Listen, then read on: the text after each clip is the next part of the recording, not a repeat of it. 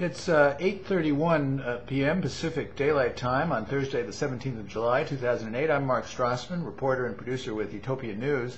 I'm coming to you with a solar synergy update for today. You're all welcome to take a look at the three latest Etopia video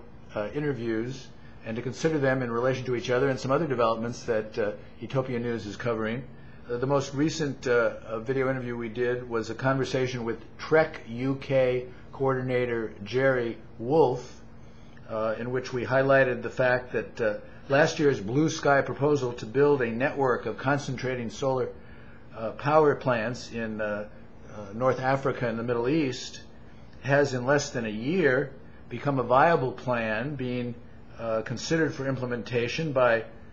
no less than the newly created Union for the Mediterranean that's been created by countries that border on the inland sea of Europe, Africa, and Asia. It's principally the brainchild of hyperactive French President Nicolas Sarkozy. The third most recent Etopia news story, which is coverage of Lefteris' conversion of a 1981 Porsche 914 into an all-electric sports car. It costs at most 1.5 cents per mile to drive, about 20 times less than $4 a gallon gasoline costs, was oddly prescient, given a July 10th, 2008 article in the Christian Science Monitor, which I read today. Under the title about the Gaza Strip, where the event took place, this article by Raphael Frankel, the Jerusalem correspondent for the Christian Science Monitor, talks about two Palestinian engineers who, under pressure of an environment where gasoline can cost 10 times as much as it does in the U.S., up to $50 a gallon, have decided to do the same thing that Lefteris did for slightly different reasons and retrofit a Peugeot that they had to run on electricity. They find that they could do that for about $2,500, and that they say it cost them 1.5 cents to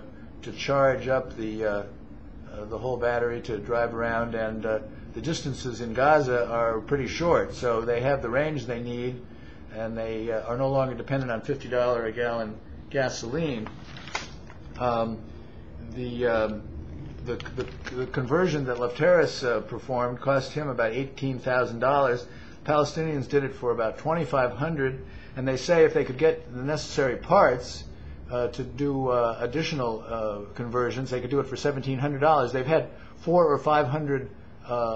requests from other Palestinians who are suffering under the same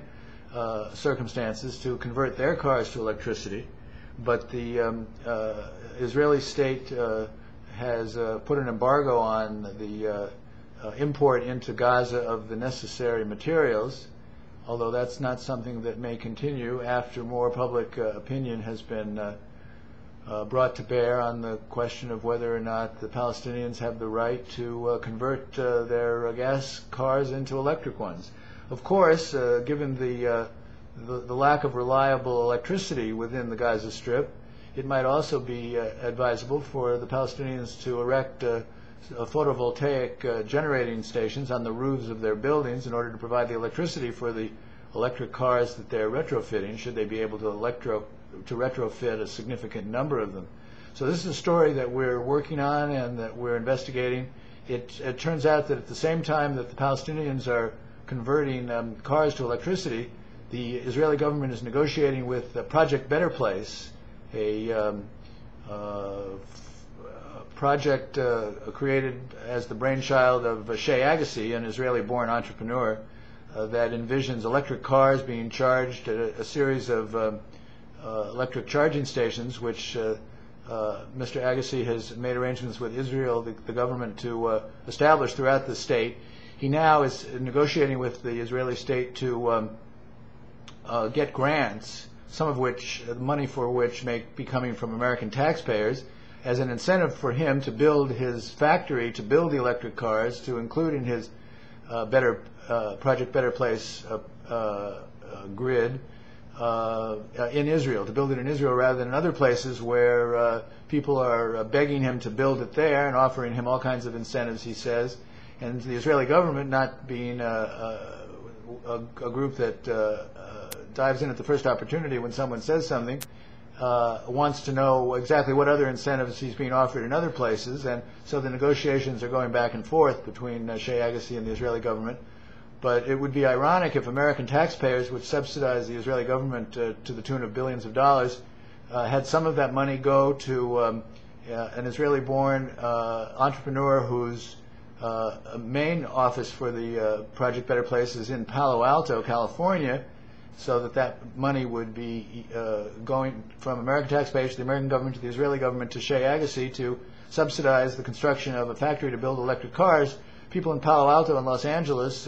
not to mention Gaza, could use those electric cars just as much as the Israelis could use the jobs. And it would seem like it's something that ought to be investigated, and that the various forces at work here, Palestinians building electric cars on their own, Sheikh Agassi trying to get a subsidy from the Israeli government to build electric cars, it ought to be possible for these groups to get together. And in fact, the article in the Christian Science Monitor cited a Project Better Place representative in Israel as being somewhat open to some form of cooperation with the Palestinians, and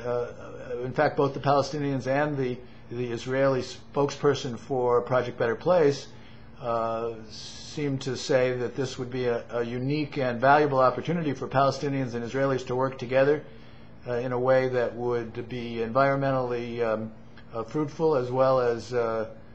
socially significant, and could provide a great deal of positive impetus to the greening of the Middle East, as well as the greening of the relationship between the Palestinians and the Israelis, which is something certainly would be welcomed by almost everyone. On the domestic front, the government of the state of Texas has agreed to spend billions of dollars to create a supergrid that would enable the wind power, which is rampant in Texas, to be transmitted most effectively. Texas, which rose to prominence in the world on the basis of the oil that was there, the West Texas sweet crude, apparently has bitten the bullet and decided to make the transition to renewables, and has decided to invest over $1 billion in a plan that would facilitate the private and maybe public investment in wind energy. At the same time, Paul Geip, a leading advocate of wind energy, has said that 1 million megawatts of wind power for the United States would not be out of the question and ought to be developed. He's made this statement at the same conference where Vice President Gore, who, according to one source that I saw on television, is being considered by Barack Obama as for his vice presidential candidate, called today for the transition to 100% renewable energy generation for the U.S. within 10 years. Obviously, this is a good idea. It's something that's feasible. It's something that Vice President Gore advocates and explained why it's essential to do it. And in fact, since solarization and renewablization can be performed in other countries just as effectively as it can in the United States, there's no reason why the entire world couldn't be basing its electricity use 100% on renewables by 2018. So Etopia News is going to continue to cover these stories in Texas, in Israel and Palestine, and we hope that you'll continue to watch and urge your friends to watch to get the latest information, ideas,